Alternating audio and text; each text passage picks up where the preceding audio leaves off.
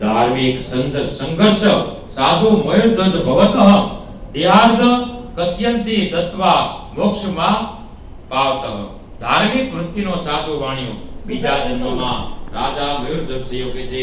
ભગવાન તેની પરીક્ષા કરવા માટે આવ્યા ત્યારે તેને કરવત વડે પોતાનું અડધું શરીર સીને ભગવાનને અર્પણ કર્યું અને મોક્ષને પામ્યો કે છે. તુંગત ભજો મહારાજા સ્વયંભૂ ભવતઃ કિલ સર્વાન ભગવાન કૃત્વા શ્રી વૈકુંઠ તદાગમતઃ.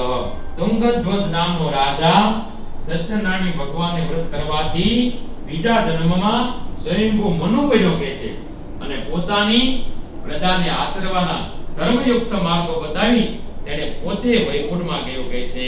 આમ શ્રી સ્કંદ પુરાણમાં આવેલા દેવાખંડમાં સત્યનારાયણ વ્રત કથાનો 5મો અધ્યાય સંપૂર્ણ. બોલો શ્રી સત્યનારાયણ દેવ કી જય.